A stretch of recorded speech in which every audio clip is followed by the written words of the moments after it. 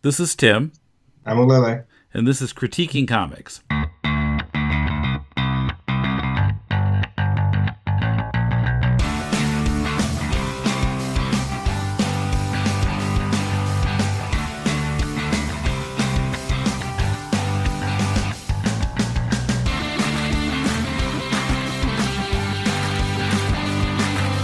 Welcome to Critiquing Comics. This is Tim with Mulele in Tokyo. How's it going? Okay. Just getting over kind of a heavy cough, cold, pneumonia, whatever it was. Yeah, Uh, but I'm alive and still going. the rainy season crud or something. Yeah, something like that. How you doing? You're right. Yeah, I just had this sort of kind of slight asthma-ish thing. It's been going on for a couple of years now. Mm. And it's kind of hard to keep my throat clear sometimes. But yeah, other than that, I'm doing okay. Mm. So, we got a lot to get to in this episode. So, first of all, the comic, Yeah. which is why you come to Critiquing Comics. Of course, people send us their comics, and generally, I get an email and just, okay, they're sending a comic they want us to review, whatever. Let's go into Critiquing Comics, because Deconstructing Comics is more curated.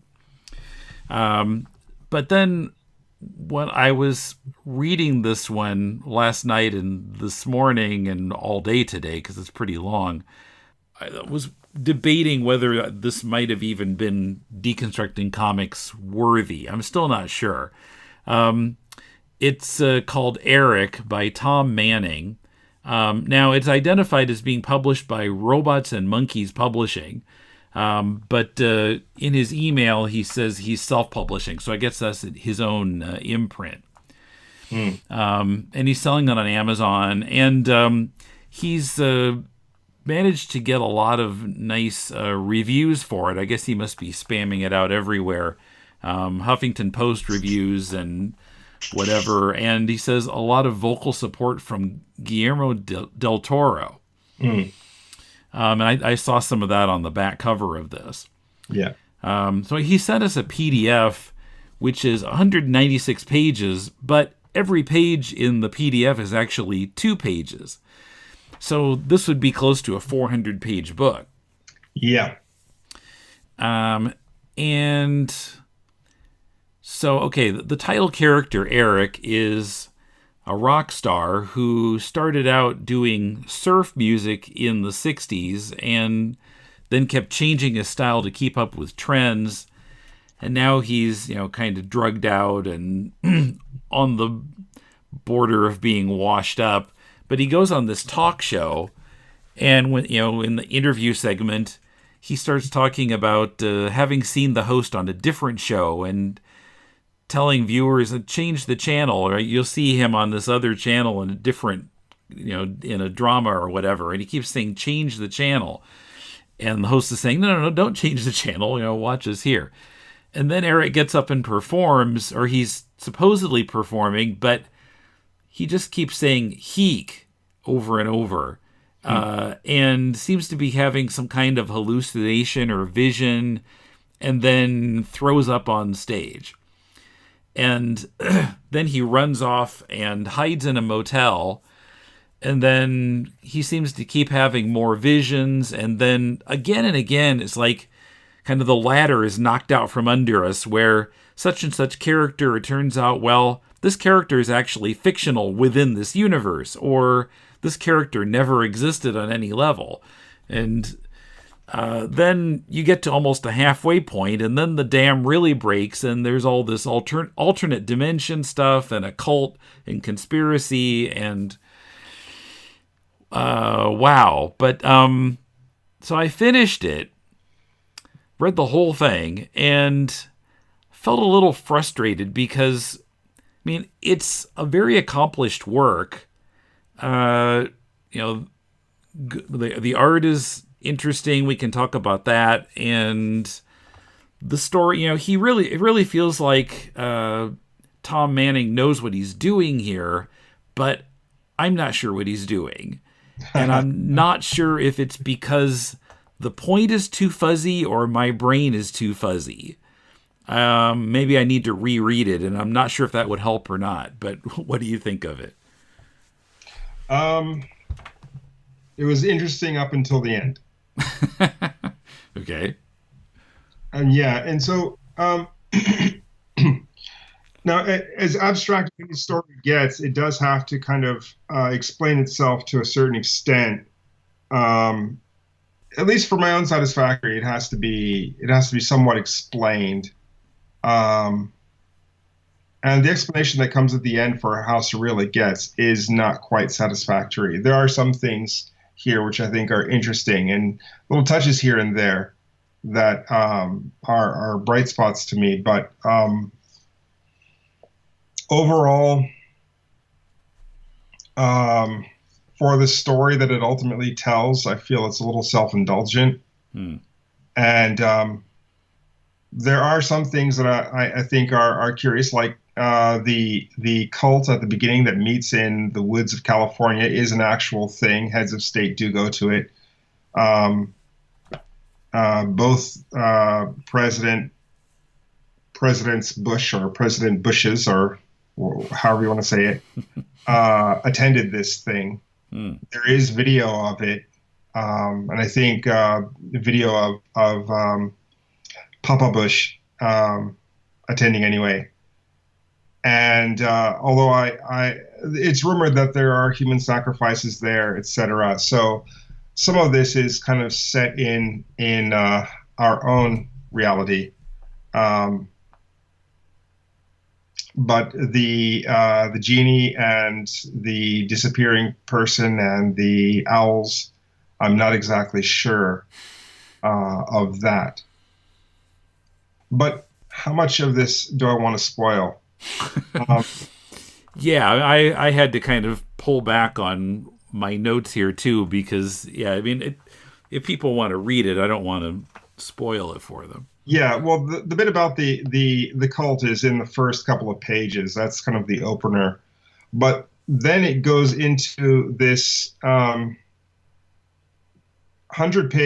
plus page thing about this musician who's on a downward spiral, and he seems to be not quite aware of his surroundings, and that gets into the whole thing about him appearing on stage and throwing up and blah blah blah, which catapults him into stardom because people want to see other people thrown up on stage, I guess. But uh, as it goes on, um, as it meanders on, I mean, it was really a task to read up until that point. But I'm kind of feeling that person who's writing this knows the story that they want to tell, and to a certain extent, I want to kind of make some sense of this. A lot of the page construction is also very abstract, so there are times when not exactly sure what's going on. Decidedly so, by the artist, I think, who is disorientating the reader as much as the protagonist is disorientated in the story. And then finally, it takes a left turn where he's suddenly in another dimension, and that's kind of where I'll leave my description of the story. But the lead up to that was really long, and then actually it winds up being about 200 pages up to that point, if I remember correctly. Yeah, it was just before the halfway point that we suddenly hit the left turn. Yeah, so 200 pages of this downward spiral, and then suddenly it takes a left turn into an adventure comic. And then another 100 and so pages of that. And some of it gets into the minutia of this other reality that seems a little bit beyond necessary. Yeah, I thought particularly the guy that you had to have an interview with to get the job on the train. I mean, he Yeah. didn't really have anything to do with anything else. We didn't really need that character. Yeah, and so that's where it starts to feel a little self-indulgent. And ultimately, the story that it tells isn't so profound in its detail. It's just littered with extra shit to the point where you just don't need 400 pages to tell this story. Although I love the artwork and I like a lot of the characters that appear, and I think some of the characterizations are good. Some of it is a little bit claustrophobic in the way it's presented, and some of it is just confusing for the sake of being confusing, because it doesn't really add that much to the atmosphere or the story to have the reader be as confused as the protagonist. And so, but even though I make all of these complaints, I can't say that I disliked it. Yeah. Because the artwork is very good, and the eye of the artist is good. The way the story moves is also good. It's just twice as long as it needs to be. Yeah, well, as we've often said of comics on the show, it needs an editor. Yeah. And this one seems to need an editor. There's no single scene that is bad by itself, but all the scenes tied together equal less than the whole. And that's the problem here. If you're just trying to tell this story, there, like you said, the interview scene, you could have cut that completely. And for the most part, you could have cut the commune. Yeah, added nothing. Yeah, that's true. And so, but getting beyond that, why did the cowboy rescue for and Eric? That was never quite answered. Yeah, the cowboy just kind of appeared there because he needed to be there for the story, but it wasn't. That was never explained. And in some ways, he does kind of enter as if you're changing channels on a TV. He just suddenly appears. Suddenly, there's a cowboy on your screen, and I do kind of get that there is a kind of a theme running through there, but that gets a bit too abstract for this kind of thing. It doesn't need to confuse the reader and leave them there. No, I was starting to kind of understand certain parts of it towards the end that confused me prior, like what happened to the daughter. At one moment he has a daughter, and the next moment the wife is saying that she got an abortion, and then later he's talking about his daughter again. That began to make more sense, but yeah, it really is too long. Oh, and I should say at the end of the book, without giving a spoiler about anything, there's a scene where a man walks, and I just wanted to check it for a second. 1, 2, 3, 4, 5, 6, 7, 8, 9, 10, 11, 12, 13, 14, 15. The man walks for 15 pages. And it's the backgrounds are lush, and something is happening while he's walking. But goddamn, 15 pages, really? Yeah, it just seemed like an awful lot of work for the effect that he was going for. I mean, you get about halfway through, you're saying, okay, I get it. Yeah, if you imagine this being a movie, let's say you're watching a guy walk down a road for 7 minutes in a film. Oh, God, no. Especially one that had an extended action sequence several minutes earlier. It kind of works in the same way 2001 works. You're either there or you're not. But if you're not down for the bright colors at the end of the film, or at least if you're not high while you're watching that, and yeah, I kind of feel that this works on that level. But I don't know if I would be able to smoke a blunt and read this comic. I think I would just zone out I after think pages. the most disappointing part of it to me was, as these stories often do, it reaches a point where someone gives you kind of the answer that supposed to unlock everything that happened in the story. Yeah. And I read it the answer, and I said, "Huh?" Yeah, I just I couldn't make sense of the answer. I just Yeah. had more questions about it. You mean the last page? Not the last page, but sort of the scene in that bar Mm, near the end, with the right. woman from the swimming pool and the bartender. Yeah. That scene seems to be sort of the climactic scene, and she's giving him the answer, the explanation to everything that he's seen within the course of the book, Yeah. but it didn't click for me. Yeah. No, I kind of got it with the clover analogy and the yeah, it kind of makes sense, but at the same time, what? Yes. Why? Yeah.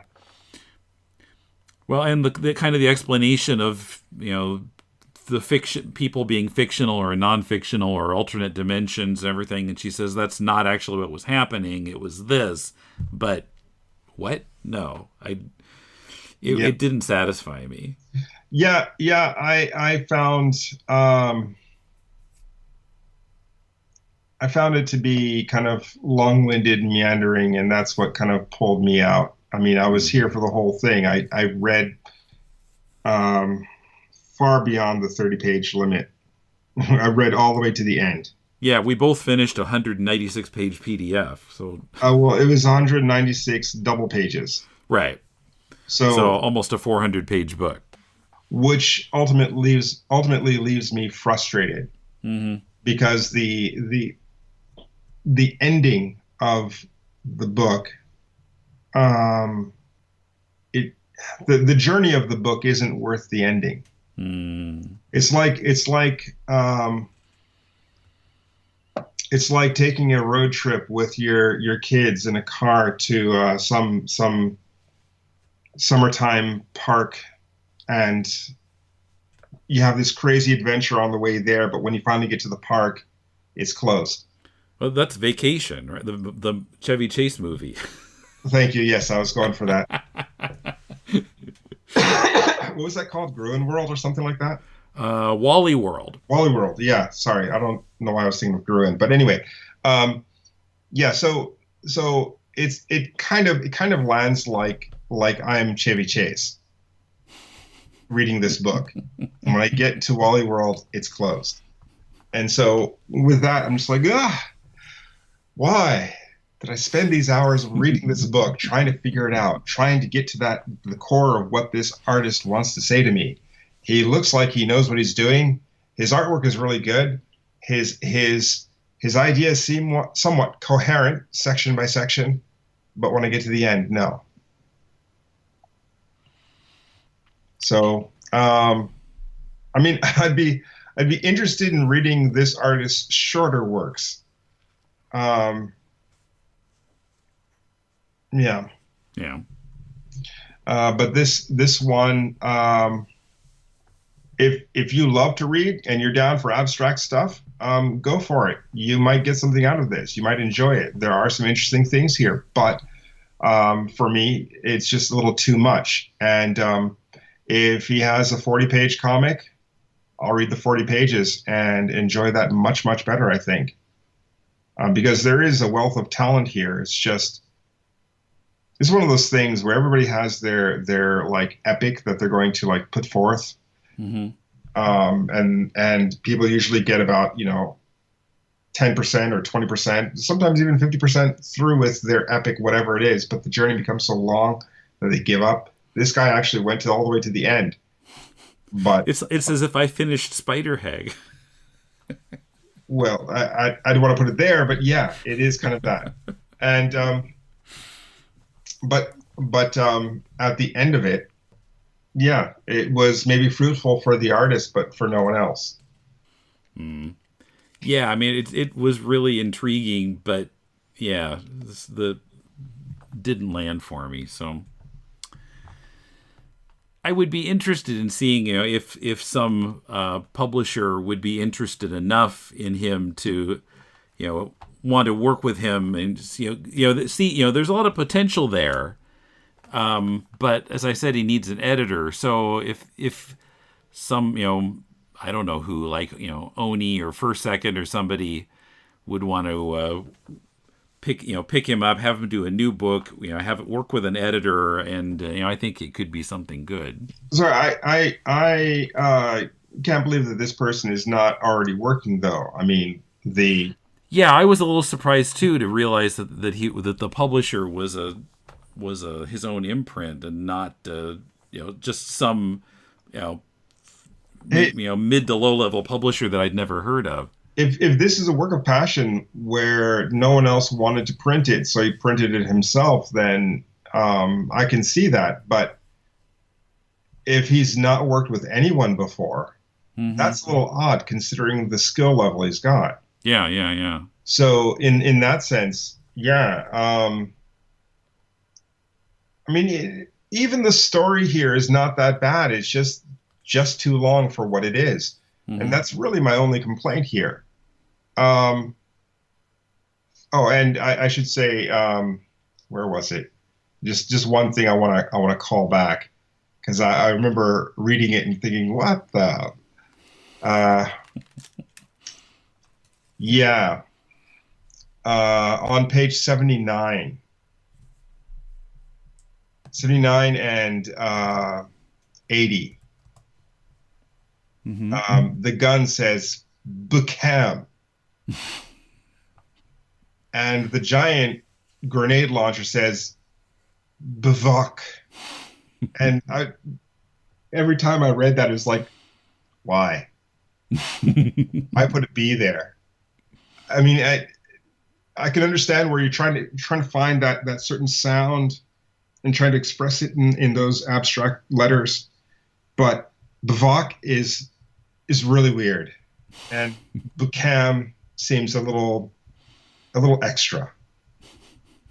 I'm sorry. This is the only one that is like, no. That's an awfully obscure critique. Like, no, but that's the only one that's like, wait a minute. And all of this really well done, masterful drawing and art and everything else is great. The sound effects for the phones, the splashes, I'm a little bit lukewarm on, but just the guns, Bukam. Sorry, that one is just killing me. I mean, if I were the editor, I wouldn't change it because it's so odd. But at the same time, I'm going to call it out every time I see it. Bukam. Okay. But anyway, yeah, I'm very surprised that this person is not working somewhere, doing something with somebody on something. But it could be that he just he's not interested.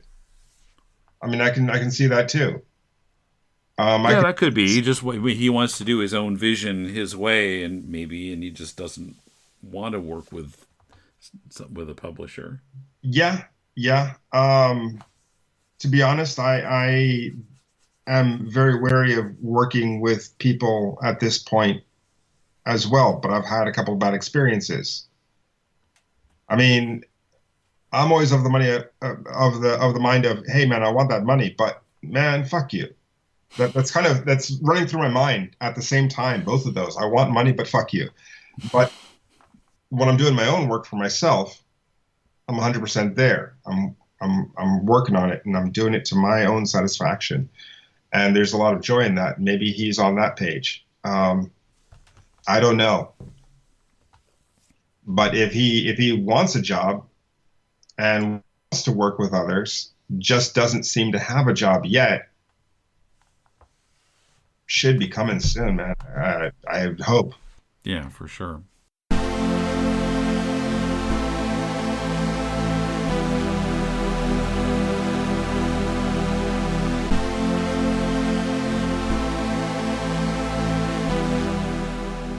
Well, way back in the early days of deconstructing comics, I think we did an episode, you and Brandon and me, where we, or at least Brandon, I don't know if you or I did, but Brandon listened to some comics podcasts and kind of gave us his review of them on the show. But we never really did that kind of thing again. But we decided this time we're each going to talk about a podcast that we've listened to, particularly a podcast about making comics. So you want to get started? Sure. Do you want me to just jump in with my full list, or just Whatever. Yeah, go ahead. I've just got one, but go ahead with whatever you want to talk about. Okay, I'm going to be a little bit more general, not specifically about comics, all for every podcast, but here goes. The first one, right off the top, graphic novel TK. It's kind of new. They're on episode 9. They produce a show once every 2 weeks. They get into the minutia of comic making on the business side.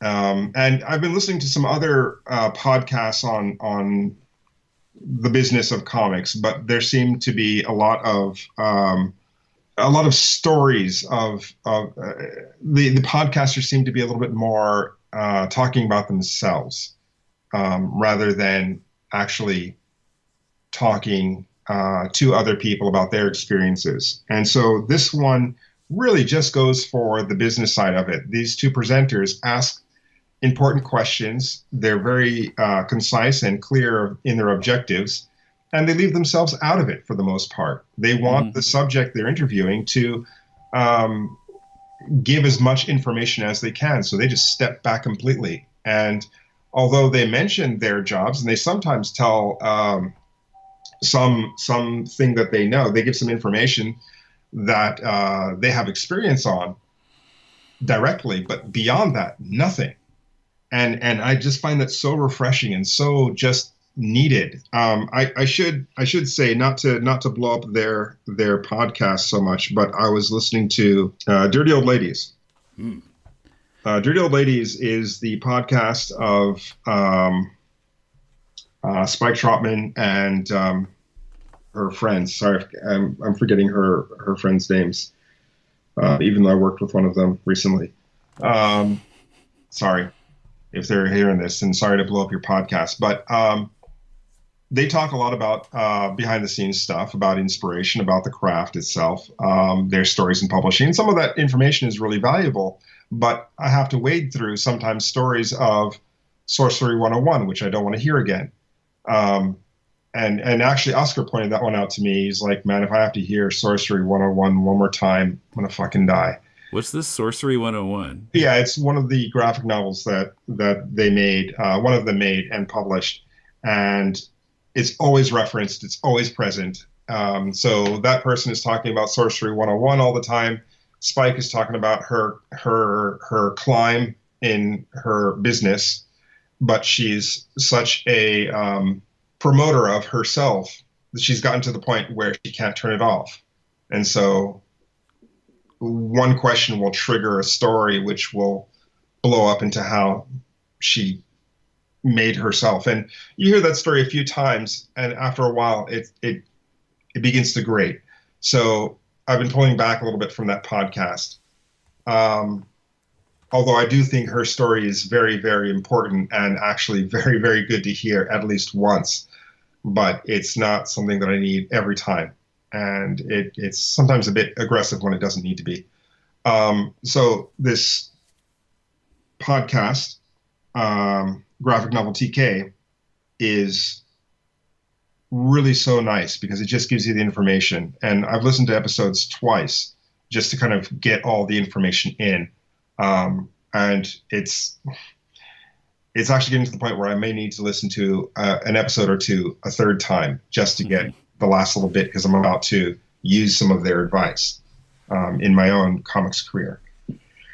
Some of it is a little bit heavy in its information. Like they did 2 episodes on just the vocabulary of publishing, and so getting into all the different jobs that people do in the production line is very educational if you're really into the production line. But if you're just there to make comics and then give it off to an editor and say, okay, just give me my check when it comes, then that might be a little bit boring.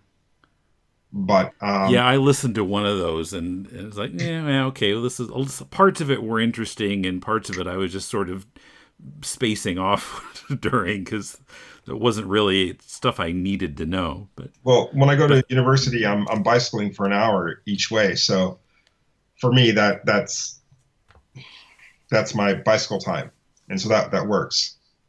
I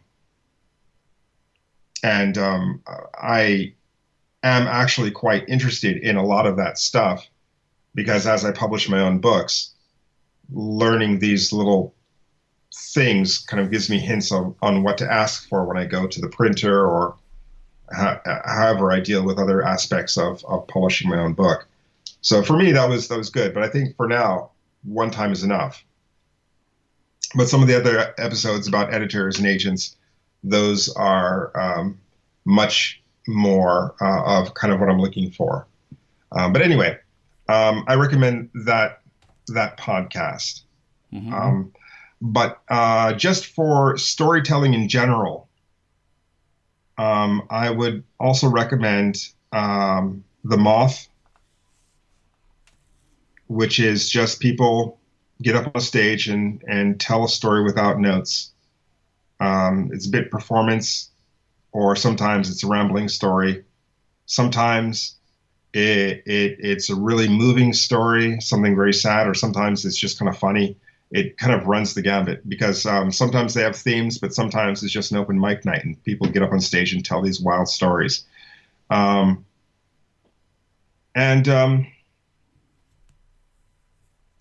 leave it with 2 more. The Weekly Planet, which is an Australian podcast about movies and comics and pop culture stuff. And they're just kind of funny. I kind of like them.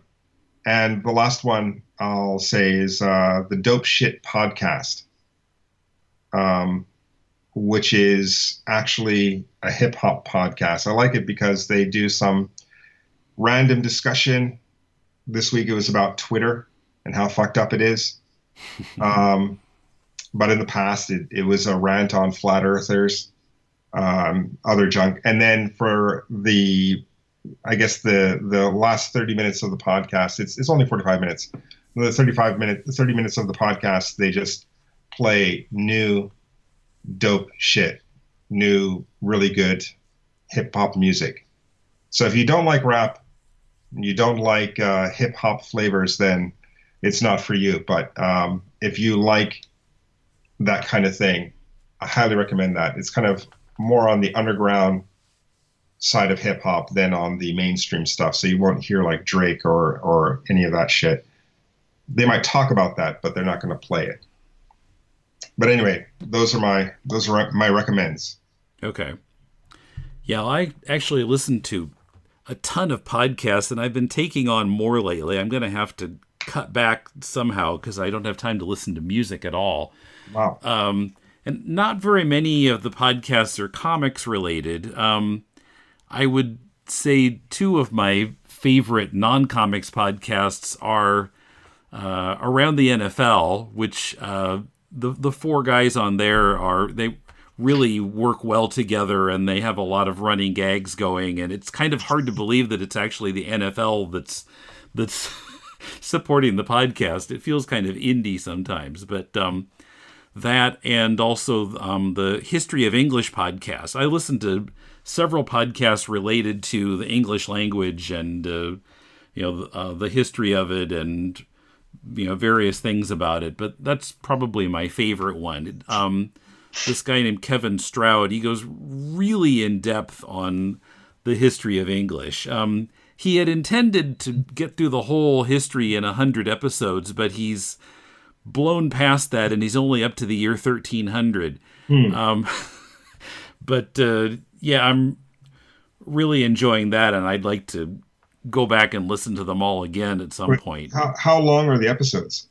About an hour.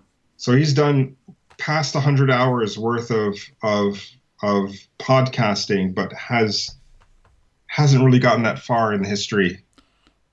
Well, he started out, pre-English in Roman times, and kind of Proto-European or Proto-Indo-European language, and like really starting at the beginning. Okay. And so, he's gotten through a lot, but yeah, I mean, we're not even up to Chaucer yet, so wow. Let alone Shakespeare.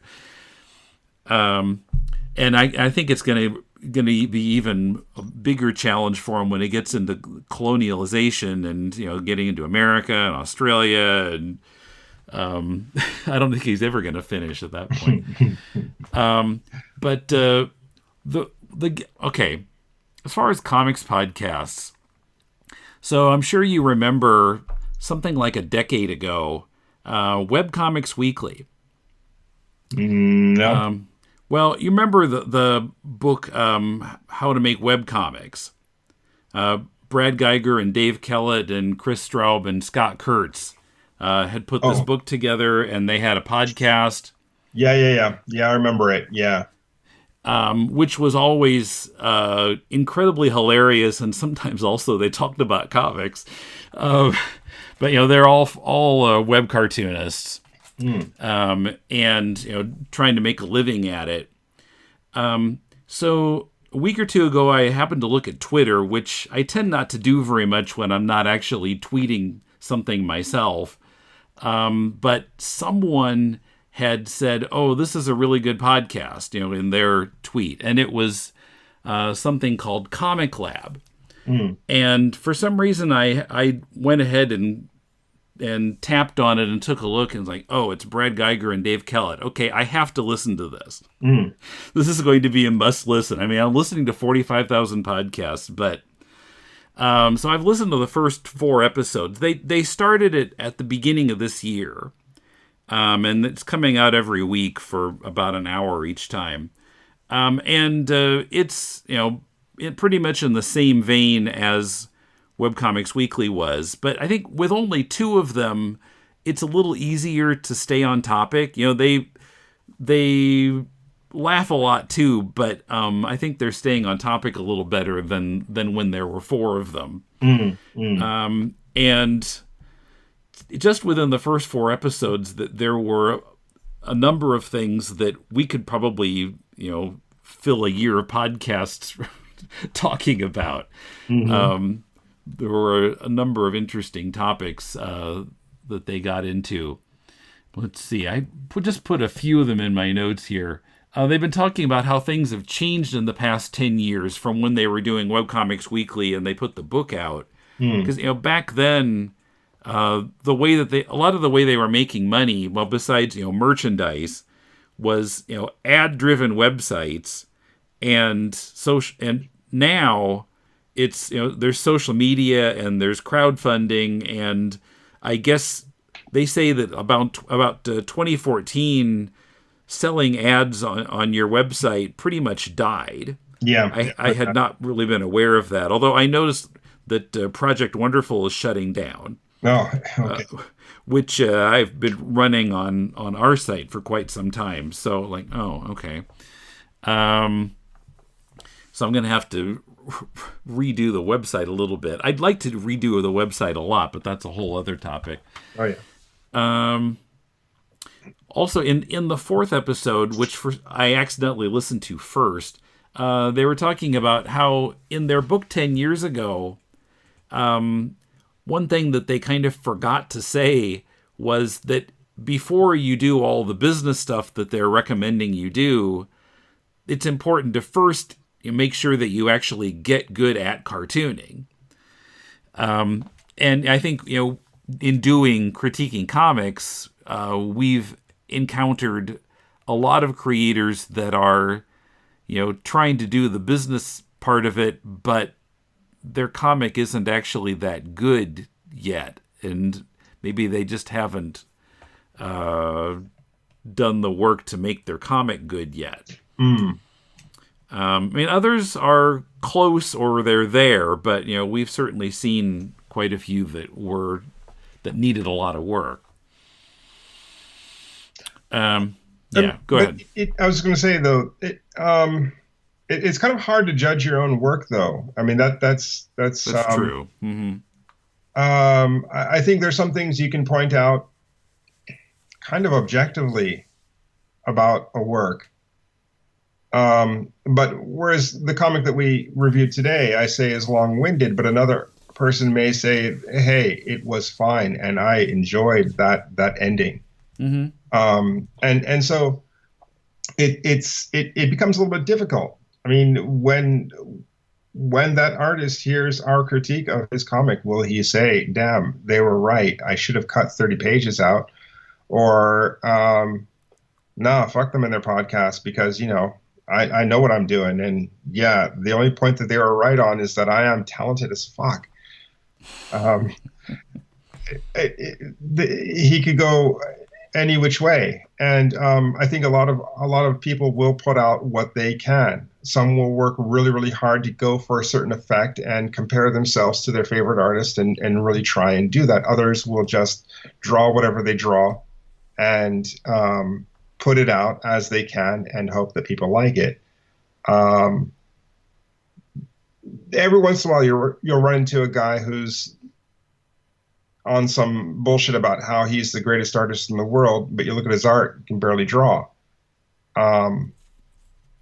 Which one of those three do you think I am? I'm actually the one who draws whatever he draws and just puts it out and hope people like it. But I do recognize that there is a qualitative shift between some of the projects that I do. And in that, I try to match the work to the story that I'm telling, but doesn't always work the way I intended to. Sometimes it is just what it is. Mm-hmm. And so I can't really say that, I should say for those guys to say what we forgot to tell people before the business, learn how to do your artwork, learn your craft, is for someone who maybe isn't experienced in the business, it may be a little bit difficult to judge. And sometimes difficult to hear from other people that their artwork is great or sucks. You get work when you get work, and you don't when you don't. Because I've seen artists who I feel are less capable than I am get much, much more work. Mm-hmm. Still getting work after years of being bullshit. And I look at them and go, fuck, whose dick did they suck? But that's not what I do. So I don't have work. I guess comics is a dick sucking game, but that may not be true. It may be that my head is up my ass about my own work, or I'm just missing something about their work. Who's to say? Mm-hmm. But the fact that they did say it kind of makes me feel funny. Learn your craft first is kind of a difficult thing to say, and it's a difficult thing to hear. Mm-hmm. When you don't have any success, even though you're trying your best. Right. Well, that's why we're here, because people can send their comics to us, and they can get another opinion besides their own or their mom's. Good segue. But yeah, I would definitely recommend the Comic Lab podcast too. Mm. Yeah, I do want to check it out though.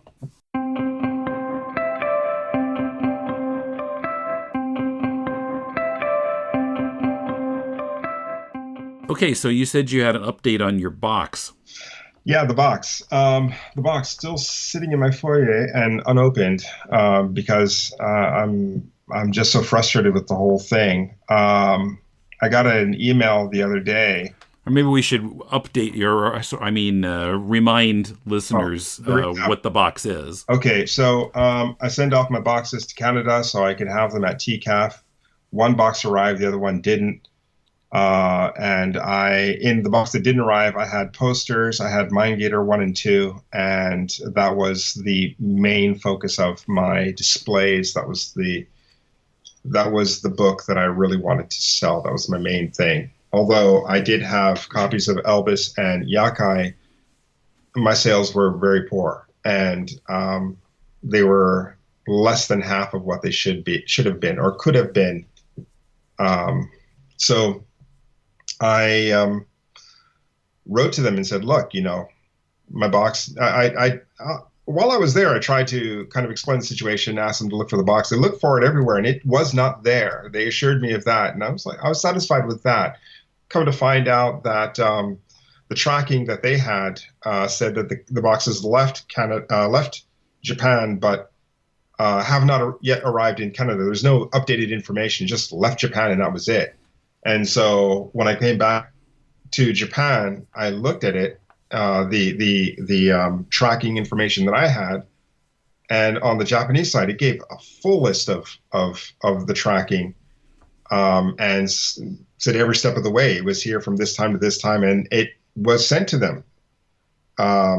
But they weren't there to pick up the box, and they left a note. Wherever they left the note, no one claimed the box afterwards, and it was actually there while I was at the con, just not at their shop at the post office. It's just waiting there. So I emailed them and said, "Look, I'm not happy about this, and I think that you guys kind of dropped the ball on this." And we've kind of been going back and forth. But the last thing was, basically I said to them, "Look, refund me the price of shipping, which was $250. $250 per box. So I'm only asking for the one box. 250 Canadian, I guess, would be what? Maybe just over $200 US. But basically, the box did come back to me, saying that it was not delivered, it was undeliverable, and all of that. But so I've got my merchandise back, although the box is somewhat damaged. I haven't looked inside yet, but goddamn it's beat up. Now I know why they call them throwers. But it's a heavy box too. It's like 20 kilos. Just throwing 20 kilo. Maybe they're using gorillas to handle their boxes. But anyway, so we've been going back and forth between myself and the Beguiling, the comic shop that handles all of the boxes that are sent to them. And granted, they do have a big number of boxes to do for an entire con. It's for TCAF. So basically I said, pay for the shipping of the box or comp me a table at the next con. And they wrote back like a day or two ago, said, we're not gonna, we don't do that. That's just beyond our doing. It's out of our hands, so we can't comp you anything. So basically, at the end, they said, "Okay, we're prepared to compensate you for half the shipping cost of your parcel, but can't do anything about the table. How about PayPal?" And this was very unsatisfactory to me, so I wrote them a nice letter, saying, basically, I'll read my letter and then paraphrase their response. Hello, the box was sent to the address in the instructions I received. As far as I can tell, according to the postal tracking number, everything went as it should have with the delivery, except that no one responded to the delivery notice. Had I been told Canadian mail was inadequate for boxes, I would have brought my books in my suitcase. But in fact, I was told that customs would hassle me and my merchandise had I tried to bring it that way. Actually, customs officials were very easy to deal with for some of the merchandise I wound up bringing by hand. Should I have ignored your advice to make sure that I had all my books? I'm curious. how did you come to the calculation of compensating me half of the shipping? And who can do something about future TCAF table acceptance and fees? My TCAF experience is currently the worst con experience I've ever had, but I'd very much like it not to be so. My request for another table was in part to push me to a better experience so I could put a lot of this behind me and feel better about TCAF, beguiling, and Canada in general. At this point, short of an offer for another TCAF table, I don't think I can bring myself to ever attempt to go again. And that's where I ended it. Sent it off, a day or two ago.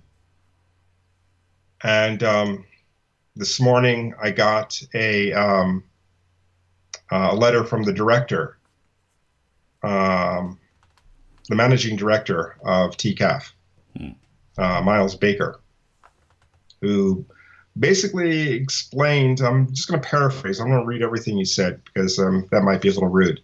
But basically said, hey, I understand. This is the first time we've ever lost a box or had a box lost this way. But there are times when things go weird, and we don't know what happened to your box.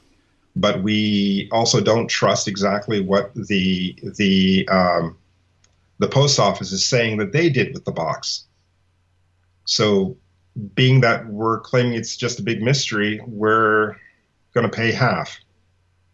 However, we're really sorry about your experience at TCAF being so shit.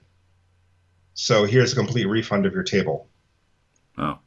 Don't think we can do anything about getting you into TCAF 2019, but if you apply to TCAF 2020 and beyond, at least you'll be eligible. So good luck. And so with that, they also said even beyond the refund of my table, they're going to try and work out some compromise with this box compensation. So it actually winds up being a little bit more than I asked for. Okay. So with that, I'm kind of satisfied. Okay.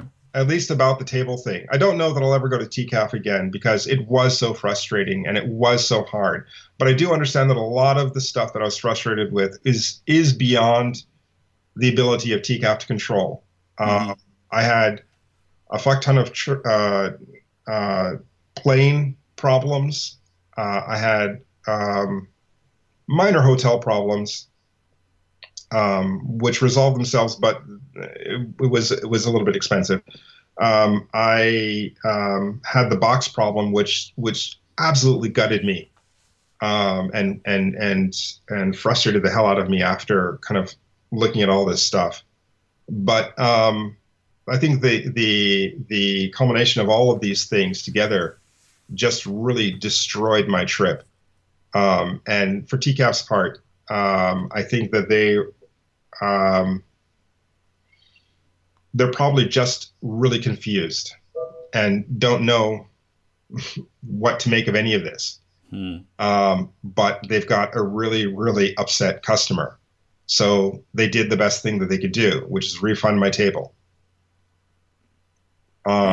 It's not quite the same amount of money as refunding my box, but that plus half the shipping is actually more than. So at this point, all I can say is that was a shit trip, and I don't think I'll be doing that again. But as far as my issue with the beguiling and TCAF, I'm going to let it go here. The last thing is for me to, I guess, see whatever else they're offering for the shipping refund. And then I'm done. Okay. Yeah, when you had also talked before about how with the books that you had, it was difficult with like not having a book that was published, and by a name and a name publisher and some marketing support from that compared to like your neighbor, for example, at the table. Well, that definitely is a thing, and I can't go to an overseas con again without that. That was the big takeaway. Um, some people might say it's kind of obvious. Unknown guy walks into a room and says, "Hey, I'm here." No one turns around. Um, so, uh, but kind of actually going there and putting out my wares and talking to people in my native language this time, I thought I would get a little bit more play, but in fact, I didn't.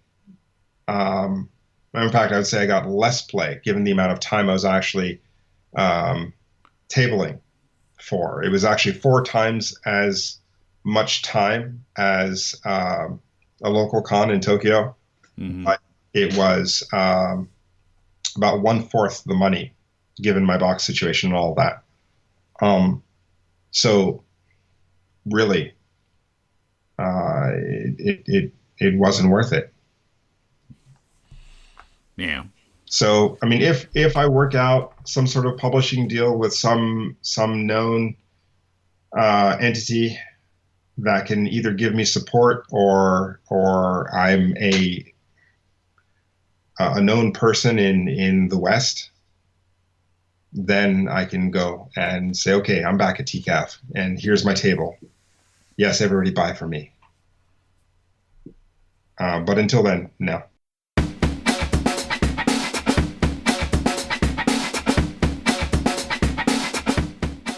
Okay, we got a couple of emails. So this is from Bree Steinbron, who submitted hyper epics to us from a couple episodes ago. Sorry, can you remind me which one that was? That was the site with all the different short comics on it. A lot of them had the same few writers, but there were a lot of different artists involved.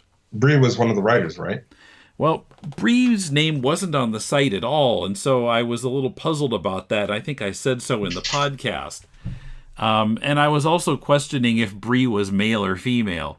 And Bree wrote back, thanks for covering this, really appreciate it. And also, I am a woman, and I help promote a few things from time to time for Tom Hoover's Saga Flight Entertainment. This is a separate project, but I like his work, so there you are. Ha ha. So apparently Bree is just interested in promoting work that she likes. Okay. I didn't get the impression that she was even being paid to promote it. It's just, here, take a look at this. I like it. So so I guess that's what that is. Okay. Also, our previous comic, last episode, Tales from the Interface, Emmanuel Filteau, who wrote and drew that one, said, wow, guys, thank you so much for taking the time to do this critique. I've really enjoyed your insights. It's so valuable for me to hear what works and what doesn't. You were spot on with most of your assumptions. This really motivates me to push on. I hope that you will enjoy the next chapter. You'll be pleased to know that I will start publishing it August 6th on my website. Some questions will be answered, ... Okay. I'm looking forward to that. But more than likely, I'll not be visiting the site as much as wanting to receive a PDF again. I kind of like to get my comics that way rather than a little bit of it at a time on a website. Because I always forget. Yeah, me too. Yeah. Okay, if you're making a comic and you'd like us to critique it, send it as a PDF or a link to mail@deconstructingcomics.com, and we'll read at least 30 pages of it and critique it on the show. So, till next time, this is Tim. And Mulele. And thanks for listening to Critiquing Comics.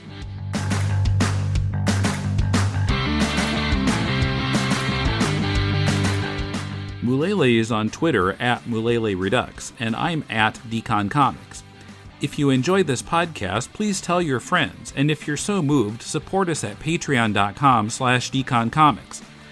Deconstructing Comics will come out every Monday in July, and we'll be back on Thursday, July 12th. See you then.